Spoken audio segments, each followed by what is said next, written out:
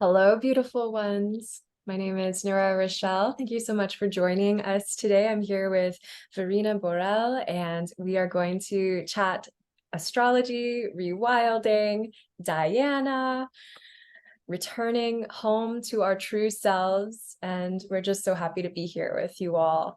Just a brief introduction. I'm an integrative astrologer. In case you're new to me, I like to pull from yoga, Jungian psychology, and multiple different branches of astrology, including ancient, traditional, Hellenistic astrology mixed with esoteric and evolutionary. So hence the name integrative. I like to pull really from all of the different places, ultimately to get to truth, which is what I'm hoping that we'll be able to bring in more of and shed some more light on for you today. Thank you so much, Nura. I'm so happy to be here together with you and to do this beautiful co-creation for your podcast, for your YouTube channel, for my YouTube channel. So I'm really excited to be here and to spend some time with you and with every listener and everybody who watches this. So I'm Verena Borell. I am living in Austria, and I like to say that I'm an evolutionary astrologer and an astrologer in evolution. So a little bit similar like you, I would say my base or my home in astrology is evolutionary astrology in the lineage of Jeffrey Wolf Green. But yeah, I combine it with my own intuition, my spirit guides. I'm reading the Akashic records, and that flows very, organically into my astrological perspectives too. And for me, and other branches of astrology, especially with the cycles, which comes more from shamanic astrology. So, yeah, but for me, it's very important. And I think that we share that to bring astrology really into life and to bridge the gap between theory and our lived experience. And so I'm super excited to be here now. And yeah, let's dive into all of these beautiful topics around rewilding and why astrology can be such a wonderful pathway and maybe portal to come home to ourselves and to find back to our true nature. I love that. Thank you, Verena. I'm so excited to be having this talk with you today. And I love that you just invoked the word portal. That's something that I always say. Like, we are walking portals of the imprint of where the planets were at the moment of our birth. We are emissaries. I like to think of we are the divine emissaries of almost how the planets are bringing evolution to our planet and this reciprocal relationship, but it comes through us. One of my mentors, who some of you may know, Kaylin Castell, one of her slogans is, "We inform the mysteries just as much as the mysteries inform us." So I absolutely live with that. And I do feel like that's central to our path of rewilding, but also ultimately our relationship with astrology. There's so many boxes and there's so many branches, and there's so many different types of astrology, and would never want anybody to feel boxed in, like this is who I'm supposed to be. According to what? According to who? According to what interpretation, right? So I feel like this path of rewilding is central in the process of how we are evolving with astrology. I love that you said that, Verena. You are evolving as an astrologer, because we all are.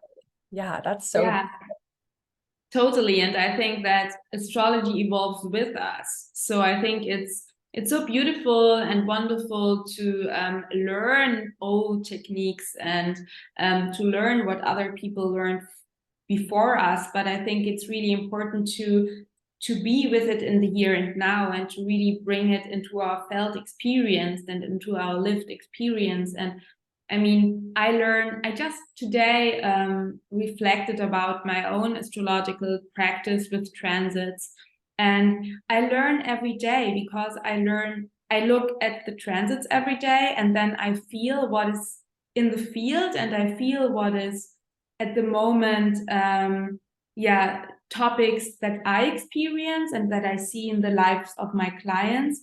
And from that, I reconnect, okay, with the archetypal energies that are reflected by the planets. And every day I learn more, and I learn more about, this connection between the cosmos and our life, the earth, and so on. And I think that for me, astrology is really just or not just a tool or a technique, or again a portal to understand what energies of evolution are in the field and what wants to be evolved and to learned and to healed on a personal and collective level. So and because of that, I think astrology is so powerful, because it helps us to gain more clarity about something that is here and that we can all feel, but sometimes on a very unclear level. And so the archetypes and the planets help us to,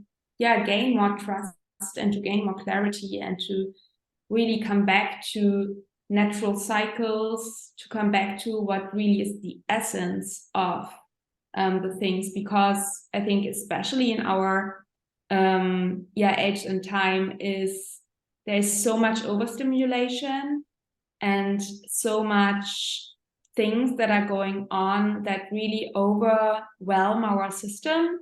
So it can be really, really challenging for our whole system, our nervous system, our mind, to stay grounded and to stay focused and centered, and not get overwhelmed by all of these rules and stimuli and conditionings that we bring here into this life and that we experience every day. So well said. That really reminds me of what we were wanting to talk about, was this renaissance, this reconnection with our bodies. And we are inundated, of course, with so much information. And we'll talk about some of those cycles, some different planetary transits kind of in the field for the next decade and beyond. But ultimately, there's this renaissance of the body and the earth really as the vessel to be able to even hold that information. And this is what I love to bring to the realm of astrology, is that, yes, like there's a certain level of left brain rational learning and memorizing and working with our mentors and reading all of the ancient texts. And I totally nerd out with all of that. I love it. I love to read. I'm always listening to podcasts. I fill my mind. Of course I do, but I have to balance that with not filling it with anything and just living my life, kind of being busy with the business of living, and let it all integrate and sort of wash over me and see, okay, what is actually useful in this? And in what way can I also maybe challenge it? In what way can I take it further? In what way can I make it mine, like my own expression, my own way of being with this? It's almost like you learn the rules so that you can learn how to gracefully break the rules. Or to expand them. And I love what you just said, Nura, because I had I have such a similar experience. It was, I think, when the lunar nodes have been in Gemini and Sagittarius, it was a time when I constantly learned about astrology. So I think I was registered in 3 different astro courses at the same time, and I was just inhaling astrology books all the time. Podcasts are running 24 hours, and I was just learning, and completely in this student's mode. So I'm Gemini rising, and I have Mercury in Gemini and some other planets. So it was really completely in this learning experience. And then I think, it was around the time when the North Node shifted into Taurus. I really felt that now it's time to be super, super conscious what astrology content I consume, because now it's really about finding my own voice, finding my own intuition, and really create rather than consume. And since I think since 1.5 years, I really I never look at any content about transits from other astrologers. before I have not put out my own text. Mhm. So Yeah. because I really want to keep my channel clear in a way, to really feel what is alive for me and what I see and what my guides are telling me before then afterwards, I love to see what others write and to learn, but I think it's really important and to not only to expand this from astrology to other to life. I think it's so important to allow ourselves this time to integrate and this time to digest and this time to really bring what we learned and experienced from our mind into our body. And I feel that this whole transit of Uranus and Taurus, which is now in this year 2023, really emphasized by Jupiter's transit through Taurus, is really such a huge, huge collective and individual learning to connect our higher mind, our this higher intelligence of the cosmos, Uranus, this higher self with our body and with the earth, and really find this crucial balance to stay connected to our body, to do the somatic healing work so that we can actually stay in our body without being super afraid or traumatized, so that we are not leaving the earth and the body, but rather find this beautiful connection, because I think our soul has chosen to incarnate on planet Earth in a body. So I think there are many different other places where our soul can incarnate, where there is no body and no earth, where there is maybe just light. But our soul has chosen in this incarnation to be here in a body on the earth. And so I think and I see it as my task as an astrologer or as a channel or as a mystic or as a healer, to really bring this higher knowledge and this intellectual knowledge into the life and into the body and into the earth. And for example, when I'm in the Akashic field, I must come back and bring it back, because I don't support anyone when I'm just hanging around in the spheres. Yeah. Oh, I love that. I hope you're okay with me making a reference to your natal chart. Mm-hmm. So the Aquarius midheaven. Mm-hmm. And so it makes perfect sense. It's something that is your greatest potential and contribution to humanity, but it has to be rooted and brought down into the earth, into the I see that opposite point. And I love what you're expressing with the Akashic records. You're bringing it back down and in. And I liken my journey in a very similar way with Capricorn midheaven. I feel like so much of my journey has been climbing the mountain. But you don't just climb the mountain. You go up, you see what's happening at the top of the mountain, you connect with all the people that have been also on a similar climb, but then you come back down and you maybe help other people that want to go up, or you just come down for a while and share what you found up there. But it's never just this like going up and up and up and then just staying there. And I think that is actually a central point of this whole renaissance of reconnecting with body and earth, because we are remembering, quite literally, like pulling ourselves back together and remembering that our purpose is to be on earth. We were born on earth, and that there's not this sort of linear, one unidirectional process that's happening in life. If anything, it's up and down, and it's not even just in that plane, it's side to side, it's multi-dimensional, it's spiral, it's in every direction.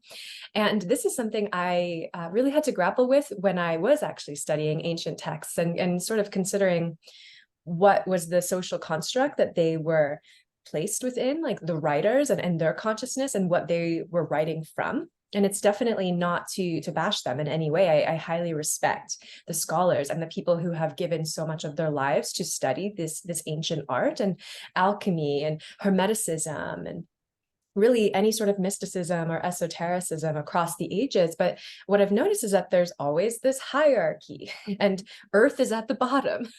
Right, it's like earth, and then water, and then air, and then fire, and maybe the ether is holding all of it. But I noticed that that kind of got into my psyche when I was quite young, and I've spent so much of my life actually trying to undo some of that damage, may I say, like the damage of thinking, well, I represent the earth and the water.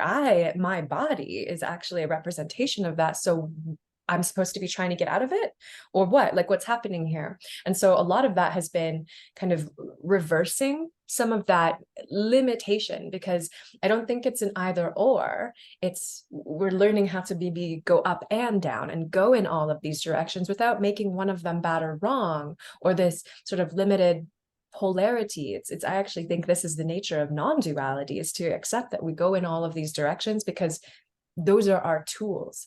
I feel like working with rewilding in any sense, and also astrology, if you bring it to the most basic level, and usually the simple answer is usually the best answer, it's bringing it to the elements, bringing it to what can we actually work with. And we can physically understand elements. We can understand it in our body. We can even feel elementally if our bodies are out of center or out of balance, and we sort of can ask ourselves, is it that I need more fire? Do I need more sunshine? Do I need more air? Do I need more lying on the ground and just letting myself be held, and seeing it less as like, oh, there's this staircase, this hierarchy, like I'm done with the earth, now I'm here.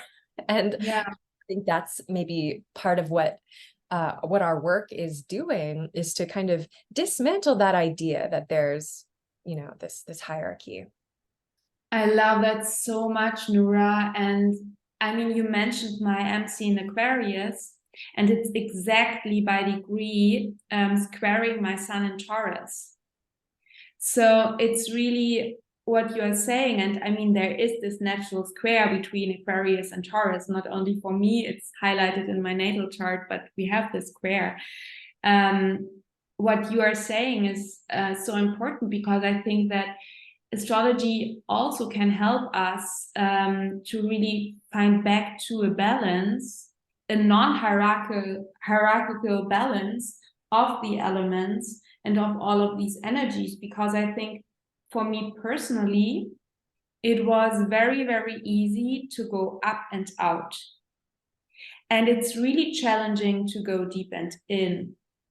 So I know that in some phases of my life, it was important to go up and out and connect more with the higher spheres. And actually, my guides told me that I need to go back and in and root down so that I can expand really. And yeah, so, and I think there are other souls who have more, who are maybe more down and in, and who can experience in different phases of their life maybe the need to be more open, or more up or wider your perspective. And I think that in the current situation that we are in on planet Earth, it's really I mean, we talked about that briefly before we started the recording, that there is, especially with Pluto moving into Aquarius, and then we have over the next years. And maybe just as a disclaimer, for me personally, I don't see the transits as the reason for something that is happening, but just they are mirroring an energy that is in the field. So Pluto entering Aquarius, and then we have Uranus leaving Taurus, entering Gemini, and other air energy. We have Jupiter entering Gemini next year, 2024. And then we have Neptune and Saturn entering Aries in 2025. So there is a lot of fire and air energy coming. And I think that at the moment, with these Uranus and Taurus, Jupiter and Taurus, we had last year the North Node in Taurus. So I think it's really I think that it's really important that we, at the moment, on an individual and collective level, learn to reconnect with the body I mean, we see since Uranus entered Taurus in 2018, there's so much going on around embodiment, somatic work, somatic healing. I started a somatic healing course too, because I want to add that to my astrology practice over the next years. So I think and I feel and I can imagine that, especially because there's so much air energy coming in and so much yang energy coming in, it's crucial and so important that we balance it with what you said, down and in, back to the body, back to the earth. Because I don't want to burn down planet Earth and live on Mars. I don't know if that's the reason why we are here. So yeah, I stop here. Yeah, very, very good point. Sometimes I'm in so much of my own world and what I'm creating that I forget. I'm like, oh yeah, there are people who would really like to go live on Mars. That's so interesting. And I just hold space for that. And then I think, I'm happy to be here. Mhm.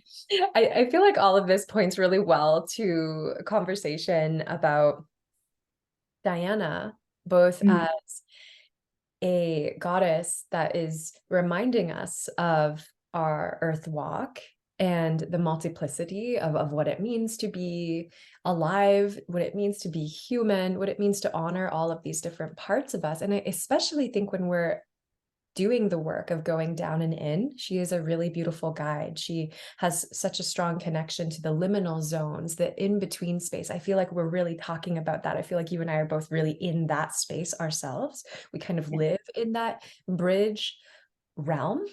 And I feel like Diana is a beautiful guide to be working with that, this bridging of spirit and matter and heart and soul and all of the things. So I'm really curious. What is your relationship like with Diana? I know you wrote a book. I'm sure people would love to hear more about that. And how do you see Diana as an integral guide for these times? Yeah, maybe if you watch the YouTube video, you see my Diana painting. So beautiful. Yeah, I I have a really deep connection to Diana, and yeah, I wrote a book about her. It's unfortunately not yet published. I did not found a publisher so far, and I found not yet the time to self-publish it, because it's a question of money and time, I guess. But I actually Diana. So I'm talking about the asteroid goddess Diana. So I have her in a very prominent position in my chart. She's squaring my lunar nodes. And when I had my Diana return, and I did not know that I had my Diana return, I found it out in hindsight. I came across information about asteroid goddess Diana. And I was really, yeah, I think I fall in love with her. It was just all of these topics, that she is the goddess of the wild, untamed nature, and the goddess of the young waxing moon, and the goddess of the hunt. And I really dove deeper into her, and I explored her, the more Hellenic classical mythology about her, but also the origin of Diana. And for me, she is the ultimate guide, actually, or she is a wonderful ally and guide at the moment and for the next upcoming years and decades. Because for me, she's really, and I painted her with one eye closed and one eye open, because she's for me really this this energy and this archetype, this goddess archetype, who has on the one hand this very internal nocturnal side. So she is the goddess of the moon, and she did this dances under the light of the moon, and she was hunting during the night and just sensing her prey without seeing it. So there's this really nocturnal side of her. And on the other hand, she is the goddess of the hunt. She is, in a more original version, she is not the goddess of the hunt. She is really the friend of animals, and she cares for animals, and she helps animals who are giving birth to their children, to birth their children. So she has this Artemisia, which is mugwort, which she brings to animals who are giving birth, and she helps them. And so she has this yang energy too, and she is goal oriented, and she is out in the woods, but she is really doing her own thing. And I think this is so important. So Diana is really not living with the other gods on Mount Olympus. She's actually don't giving what the rules of Mount Olympus are or what the other gods are doing. She is living in the woods. She is best friends with animals, with other gods, with humans, with everything, with everyone she likes. And she really lives according to her own nature, to her own rules. And she's really authentic and individual and true to her path. And I think that what is also so beautiful, she is a goddess. She's a virgin goddess. So she's unmarried and unbound. And she is also very, she has actually very more masculine features. So for me, she is a very androgyne, is that the correct word? Androgynous being. And I think that this is beautiful too, because I think that she reflects a very balanced energy, a very yin-yang balanced energy.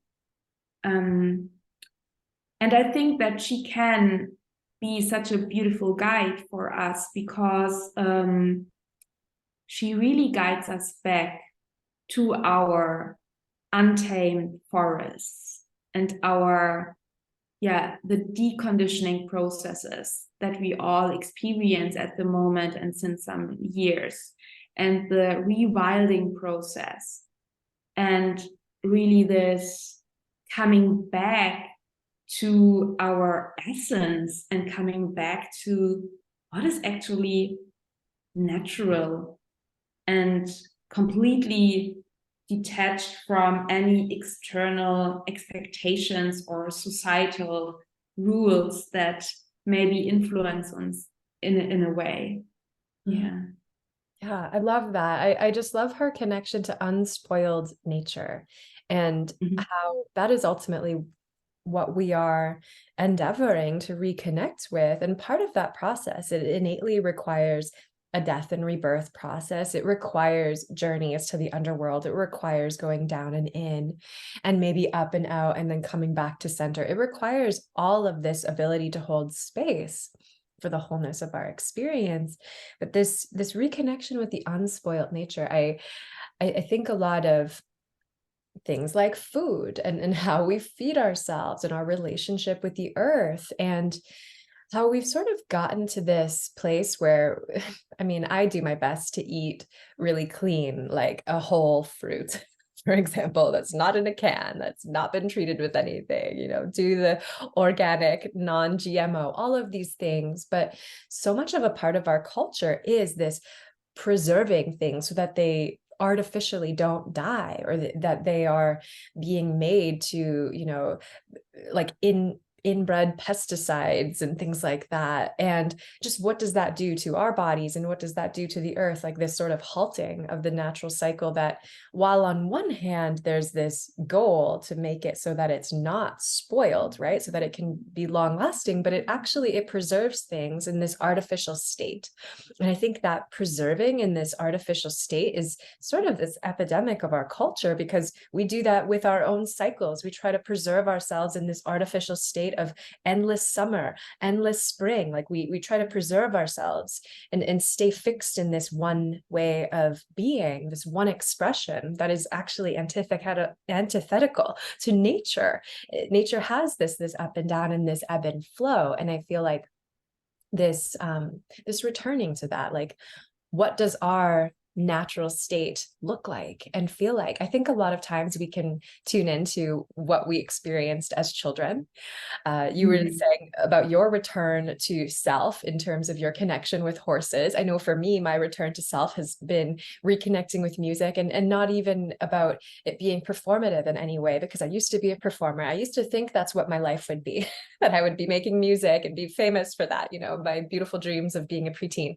But that music has always stayed with me. And now it's this reconnecting with self of, you know, just being with the music for me, and just like you with the horses for you, like you said something like it's what keeps you sane in a world where maybe so much is about preserving this artificial sort of surface layer of how we think we need to be all the time. And I think that rewilding is about unhinging from that. It feels like a beautiful deep sigh of relief, like I don't have to hold this posture, this artificial posture. Actually, it would be so much more healthy for me to move more freely, to be in a different way of motion in my daily life, rather than you know, this huddled over a computer, or this driving a car, or whatever, this, that, you know, the text neck syndrome, all of the things. So it's also connected. That's why I feel like if you look in your chart and you see, you know, what are the strongest elements in your chart,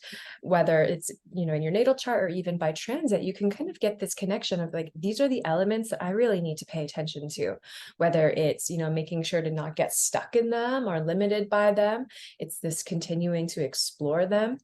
And then, you know, where do I get to balance with these other elements? But I do feel like there's this, since the earth is the vessel for our whole human experience, if the earth is not doing well and we are not doing well in the earth that is our body, everything else is a little bit distorted.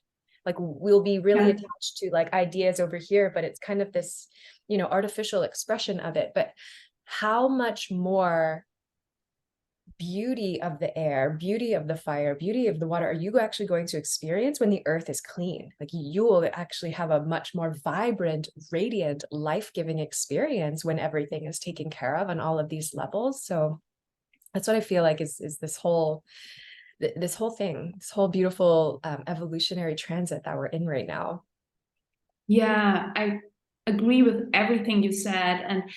And yeah, to add, I really want to add something about the cycles and something about what you said now, the connection to the earth, because I really think that on an individual level, so for me, the earth and our body is same. And I think on an individual level, we learn through society to repress and to put our body into a certain form and to dominate our body and to exploit our body. And I'm totally guilty of that. I had a burnout. I did it all. So there is this control over and this manipulation of the body. And on a wider spectrum, we are doing the same with the earth. So I think for that reason, really doing things that connect us with our body in a healing way, like, for example, yoga, for example, somatic healing techniques, dancing, all of these things are so crucial, because I think when we learn to listen to our body, and I really shout out to my somatic healing teacher, Luis Muica. He's always saying, yeah, she teaches others to listen to the body. And I think when we start to listen to our body and start to understand our body, that's the first step to let go of this dominator culture within ourselves and then within the world too. And I think that an archetype like Diana is very much about that too, because she is so connected to nature and she is connected to the animal body. And horseback riding helps me to reconnect to my animal body and to the animal underneath me when I'm doing horseback riding, which is actually my body too. And I think that we are so, as humans, we are so afraid to let go of this control because nature and our body has its own rhythm and its own cycle and its own power. And I had to think when you have talked about natural cycles, I had to think about another goddess asteroid, Hecate, the goddess of the dark moon. And when I connected more deeply with Hecate, I also had this huge realization that we are actually just afraid of death, and we are just afraid of things coming to an end because we have this imprint and this conditioning that death and the end is the ultimate end and not the beginning of a new cycle. And I think yeah, and I think Hecate can teach us that we are actually don't have to be afraid if anything bigger or smaller is coming to an end, because this is the prerequisite that we can be reborn and that something new can be born, and maybe something, and we are all living in spirals, maybe something that is even more truth or more expansive can come through because we let go and we release an old cycle.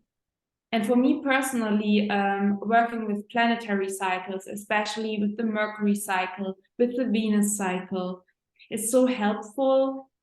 And with the moon cycle, of course, because I tend to be very linear and to be, I really have these conditionings around up and forward and fast and all the time pushing, going. And the planetary cycles really help me to say, okay, deep breaths, it's time to integrate, it's time to rest. And when you give yourself now the time to integrate and rest and really listen to your body, you will be so much more open to bring something new onto the earth or to create something new. Yeah.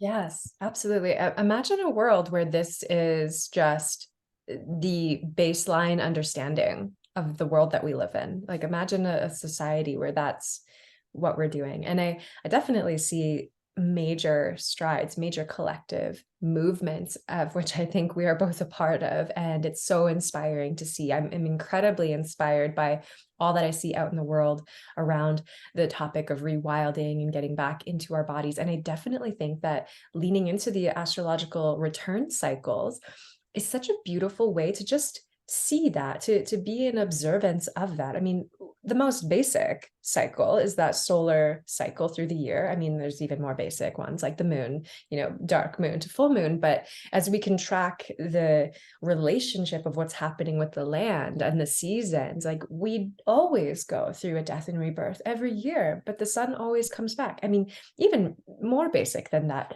the sun sets every day. And then the sun rises.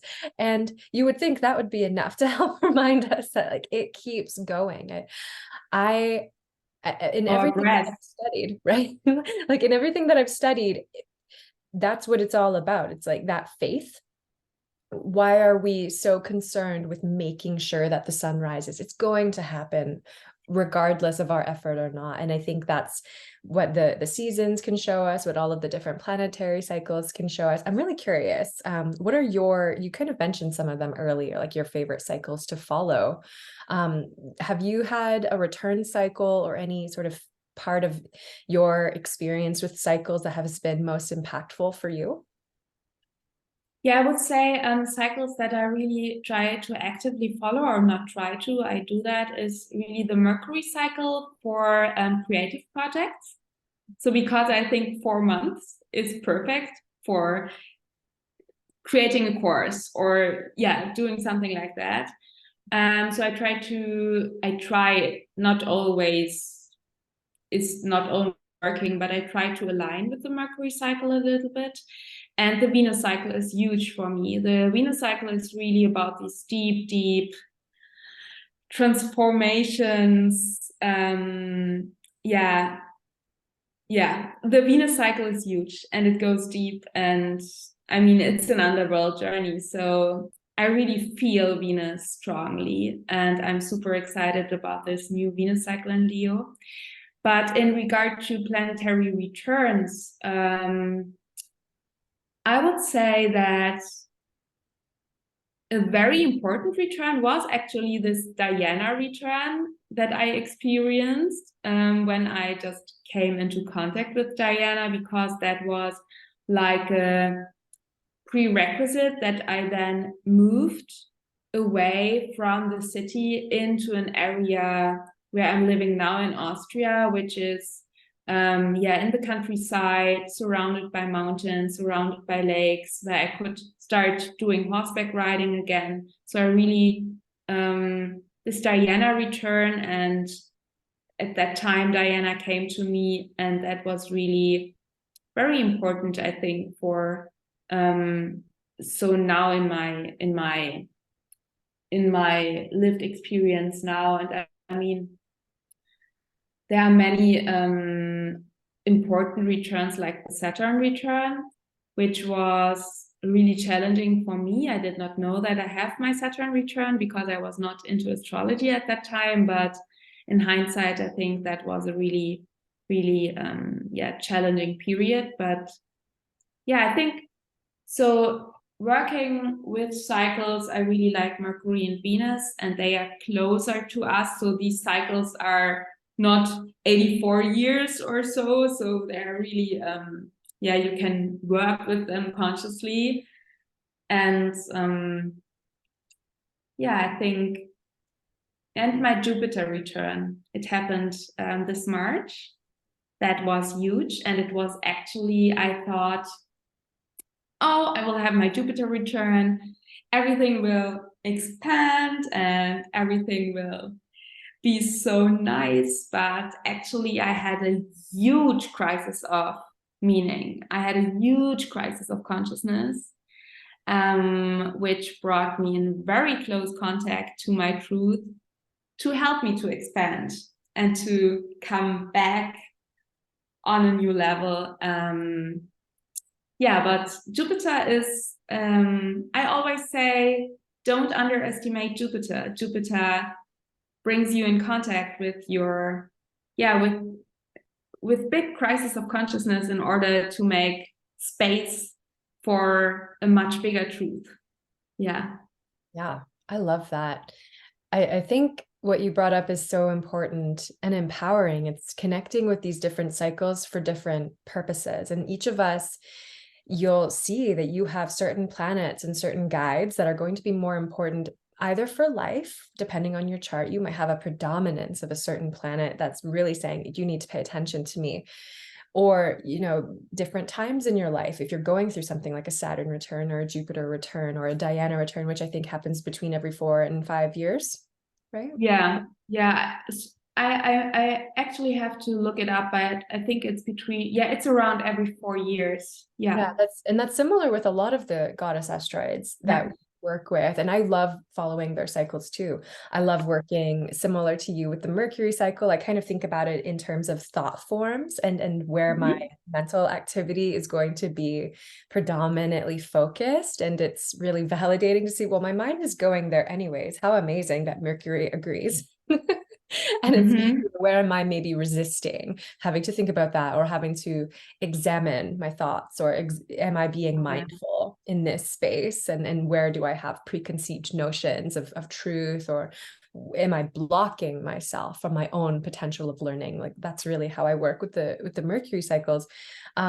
I tend to notice that with the Venus cycles, a very particular crew of women enter my life to kind of teach me something, or there's a very particular mirroring. So I actually remember it during the Venus Capricorn cycle, I actually was working with a lot of coaches and wise women mentors and things like that. Yeah, me too. Yeah. And now I'm feeling a lot. Oh, sorry, go ahead. No, I just wanted to add, the Venus cycle in Capricorn was really about having business mentoring for the first time, and really, really putting my love and devotion into my business and into my structures and how I work in a way that is not burning myself out, but really coming from the heart. Yeah. Yes, Yeah. absolutely. That's really what it was like for me too. And I think positioning ourselves relationally that way in alignment with, well, what is the goal of what am I trying to create here? What is being shown to me right now? I've been noticing a lot with the Venus and Leo cycle, a lot of wanting to do more family oriented things and be a soccer mom and be with the PTA. It's so funny. It's so different than focusing so much on my business. And I definitely love observing Venus cycles for that. Of course, I love tuning in with the solar return cycle. I feel like every year there's this whole different expression of consciousness and direction that comes in, and it's always a little bit surprising. We can kind of track our solar returns throughout our life to see this is the focus for this year and that year. And you can even look ahead. You could technically look ahead for all of your returns and all of the transits for the whole rest of your life. And you could map it out and you could try to use astrology to like make your life plan. And maybe you'll get some solid, overview of points of tension or themes, but ultimately it's always quite a surprise how it actually manifests. But we can be ready to be in relationship with what these cycles want to show us. And I just love seeing that, like every year is a completely new year, and even every moon cycle. And I'm learning to become more okay with that. I feel like kind of part of our conversation has been about releasing the attachment of this identity that we've been socialized into. And it's a constant thing, because I even notice, like, I start to socialize myself or condition myself according to transits, maybe thinking like, oh, I need to kind of be like this because this is the transit. And it's an interesting back and forth there, because it's like we want to listen to the planet's guidance, we want to do that, but it's never just about staying the same. I notice when we have a big shift, like say Jupiter shifts from one sign to the next, or we enter a new Venus cycle, all of a sudden the foundation is different. All of a sudden the strategy is totally different, and the way I relate with it is going to be totally different. So I feel like it really can keep us fresh, and more importantly, keep us curious. Like never should we think we know everything that there is to know about this life, like, so that we're not getting bored, we're not getting jaded, we're not thinking like, oh, there's this staircase, this stair step of knowledge or knowing, and you just get to some place where ultimately you're done. Well, if we think that way, then of course we're going to think that death is the ultimate ending, because we get there and we're done everything. But in terms of cyclical living, you realize that you're always being reborn, and life is so much more exciting that way. Yeah, and I think I love what you just shared, because I think that's one reason why evolutionary astrology is so close to my heart too, because this is the ultimate branch of astrology, which talks about we are coming back and back and back, and every lifetime has certain topics that want to be evolved, that want to be healed. And I think, because you said mapping out our whole life, I think I'm just sometimes reflecting about Pluto, because Pluto is so slow moving. We will never experience our Pluto return, because we cannot become 250-ish years. But I think it's so interesting to look which houses Pluto will be traveling and transiting in your lifetime. And I think that's really interesting. So in which areas you will have these deep, deep transformations and this deep rebirth, death experiences. And I think that always gives me chills when I look at charts and think, okay, or when I look at my chart and look, okay, which areas of life in this lifetime will be huge areas of transformation. And of course, I don't know how it will play out, because I have free choice. So the archetypal energies have different facets, and I can choose in a way how I will interact with it. And I think that's another gift of astrology, that we gain more clarity about the archetypal energies, so that we can choose more conscious how we want to co-create. And when I now know that Venus is in Leo and has her new cycle in Leo, as example, on the one hand, I can feel really, it gives me trust in my own experience and in my own desires, for example, to co-create more. So I know, okay, I feel this desire to co-create more and to bring a new level of authenticity into my life. And I know Venus is in Leo, and I know, okay, it's time for that. I'm in divine timing. It's good and it's natural, and it's now exactly what wants to be explored by my soul. And on the other hand, it helps me to know maybe about the more destructive sides of Venus and Leo, about maybe the fear of not being seen, the maybe the detachment to external validation, and so on. And so astrology can help me in this example to be more conscious when certain triggering topics come into my life. So yeah, I think that astrology can really help us to gain more consciousness and to return to our nature and rewild in a way and decondition. Yeah. Yeah, absolutely. I love that. And it's reciprocal, and you can learn so much by having this sort of self-study and this questioning. I feel like this is really pulling up for me, especially when integrating multiple different systems. Mm. Can you tell this is a big theme for me in my life? It could be that North Node in Pisces. I have Gemini in the 12th house. So that's you get it. So thinking about how, you know, something like a conversation like essential dignity. So if you're newer to astrology, basically that's the conversation of planet being strong or maybe more weak, or able to do what it can do with more resources when it's higher in essential dignity versus if it's in a sign that has less dignity. And I'm kind of putting air quotes or scare quotes around that word, because I don't know if that's really the way that's not the way I use it, but that's just the general term. And so if a planet is in less dignity or has no dignity, that means it just doesn't have the same resources that we might socially apply to say, oh, you have what you need to do what you want to do. So say, for example, Venus, you know, she's in her ruling signs of Taurus or Libra, and she's said to have high essential dignity in that space. Or if she has accidental dignity, being in the 7th house or something like that, or, you know, conjunct an angle, she's in a strong position, so she's still Venus, even if she's in a sign of detriment in one of those houses, right? She's still going to be strong. But maybe if she's in Scorpio or Aries or Virgo, she's going to have less resources, fewer resources, so it is said, to do what she might originally want to do. And I think that there are so many astrologers who would add their response and add to the conversation around that. There's a lot of beautiful, especially in the realm of evolutionary astrology, that talks about it more as what is the soul here to learn with that placement? Like, what are the very specific resources that we chose to work with? I, for example, have a debilitated Venus in Scorpio, and I think about it, and I truly, in this life, was not born into a situation in my family where I was necessarily fully relationally resourced. I had to learn a lot about how to actually undo toxic patterns, how to undo maybe codependency in relationships, because that's what was modeled to me. And it doesn't mean that that's where I stay, but that was sort of what I was given. It was like the framework.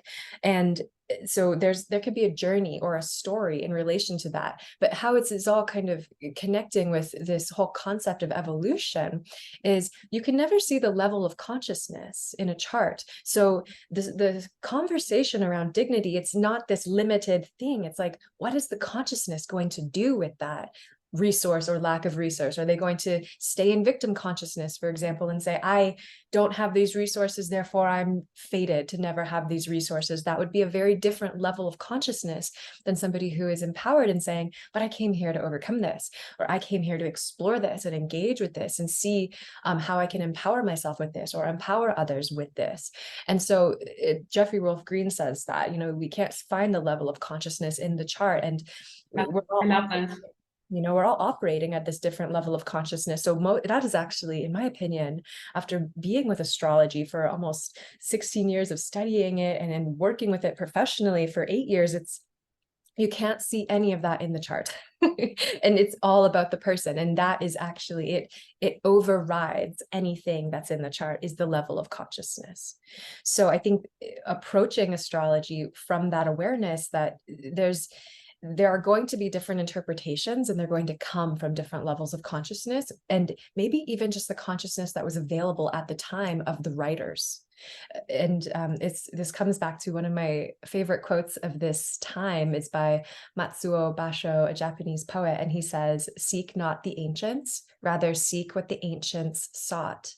And it's this connection with, well, the ancients were seeking themselves. They were seeking great spirit, great mother. They were seeking this connection to truth. And so we have a respect for all of the different ways that humans have been seeking this knowledge, this heart, this truth of living and being a human. But we are also doing that. And it didn't end with them. And it doesn't end with us. Like, there's something that we contribute to the future generations through what we learn and how we heal and how we grow. And I think all of this is also central to the conversation of rewilding, is what are we leaving behind? What are these new thought forms, these new creative vessels, these new foundations that we're leaving behind for the future generation? And so I invite everybody listening to think about that. Like, what is that? What have you been engaging with in your own life around all of this? Like, what has this conversation brought up for you? What does it feel like you are leaving behind through your legacy and the life that you're living? I think that's the most important question. Yeah, totally. I totally agree. And my Venus in Aries has so much love for you, Venus in Scorpio. And I think, just to add that, I think when you live in Mercury in Gemini in a very unconscious way, it's maybe not as good as living a Mercury in Pisces in a very conscious way. So yeah, totally agree with that. And yeah, I think that the collective evolution really starts with every individual soul. And so I think that it's so important for everyone who listens to really start with yourself and start with your own healing journey. And if you want to, from my perspective and from my experience, when you want to really have a bigger impact, I think the first step is really to start with yourself and allow yourself the time to really focus on your own healing journey. That does not mean that you cannot support others at the same time, but I think that it's so important to give ourselves the self-allowance that our own healing and our own rewilding, deconditioning process is actually very important when we want to really make an impact and bring more consciousness to the planet. Yeah. Absolutely. And so I definitely feel like we could keep talking about this forever. And I think we might have to do something like this again pretty soon. But I'd love to hear about where people can find you, because we're sort of cross-pollinating audiences here. So I'm sure you're new to some people listening from my end. So I'd love for them to be able to hear where they can connect with you. Yeah, same. And thank you for asking, Nura. And I agree, maybe we will have a second a follow-up talk, definitely. So you find all information about my work on my website, www.verenaborell.com, and I'm very active on my Instagram channel at Verena Borell, and I have a free offering. I have a Venus PDF guide that you can download for free. And I also have an upcoming live course, my Transits for Evolution course. So if you resonate with what I was saying about transits and bridging the gap between theoretical knowledge and lived experience, my Transit for Evolution course may be interesting for you. So it starts in the midst of October. And yeah, I think it will be a very exciting 9 weeks journey, yeah, to approach transits in a healing and empowering way, and not in this anxious or scary or fatalistic view. Yeah, but yeah, I think everything, if you want to learn more about my I have a podcast in German language. I have different offerings. I give one-on-one evolutionary astrology sessions. I have a Venus cycle and Leo workshop. I have different courses in German language. So you find everything of that on my website. Yeah. And we'll have all of that linked somewhere near this, however you're watching or Below listening. in the show notes or below the video description. Yes. Yeah. Yeah, it'll all But, be there. Thank you for but sharing. Nora, That sounds yeah, amazing. thank you. And I'm super interested. Please share for my audience where people can find you and maybe what you have to offer. Absolutely. So nurarachelle.com is the place where you can find pretty much everything. And I also have a YouTube channel, Nura Rachelle Astrology, where I put out cyclical transit sessions and different readings and things like that there, and different collaborations are on YouTube. And then Instagram, also weekly updates, daily updates, kind of just going with the flow there. But most importantly is this Rebel Reborn coaching program that I have been just absolutely loving. It's deep work. It's really taking everything about your chart and everything about your journey, what you're creating, and then cultivating a strategy of how to be with it where you are now.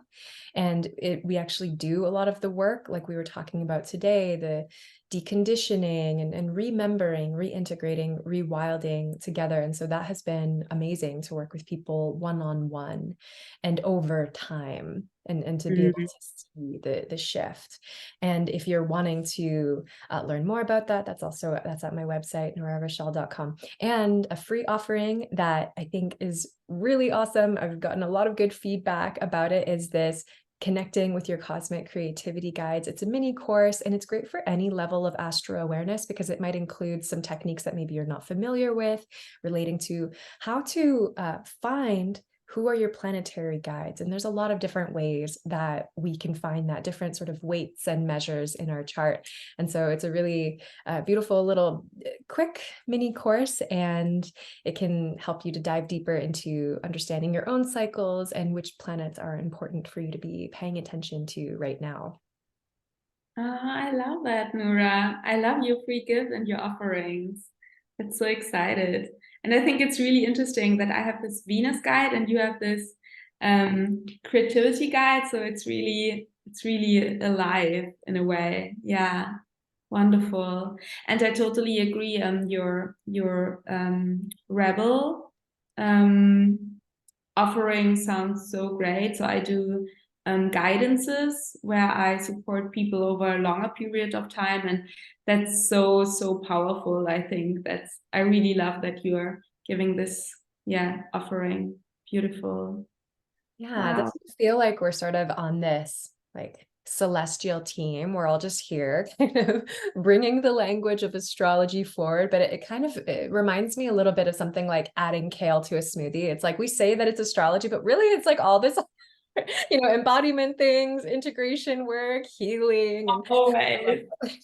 Always. For me, the same. Totally. So bringing it all together. Yeah. And I think I think that it's the same for you, that my astrology offerings are not only for people who want to become astrologers, but especially for people who are healing practitioners, who are spiritual entrepreneurs, who are space holders, who want to learn astrology as an additional tool to expand their own practice. Yeah, that's always important to mention for me, because I think that it's so powerful to combine different healing techniques. Yeah. in true Gemini rising fashion, right? It's the cross pollination, Yes, in the gap between definitely. everything. Well, it's been so amazing to hang out with you today, Verena. I'm so grateful for your presence and for your work in the world. And I just know everybody is going to benefit so much from connecting with you. And hopefully all of you listening, thank you so much for hanging out with us today. Hopefully you were able to receive some sort of transmission that is impactful and empowering for you in some way. I'd love to hear from you wherever you're watching this. If you're watching this somewhere where you can leave a comment, please do. We'd love to hear from you. And you can always reach out to us on our website and let us know. And otherwise, just thank you so much. I hope you create a beautiful day. Thank you so much, Verena. Do you have any final words that you want to share with our people? Yeah, I just want to thank everyone who has listened and who's watching. And I want to thank you. You're such a huge inspiration for me. So I really love your work. I love your presence. I love what you are bringing into the world. And I highly, highly recommend everyone from my audience to, yeah, to really connect with you, to follow you. And yeah, I'm just very, very grateful for this talk today. And I'm actually exciting what wants to unfold from this first talk and this first collaboration. And yeah, for everyone who's listening and watching, I and Nura, we would love to hear from you. So feel free to comment, share, send us messages. Yeah, it's always good to know how it lands for the other person. Yeah, thank you. All right. Bye, everyone. Much love. Bye. Bye.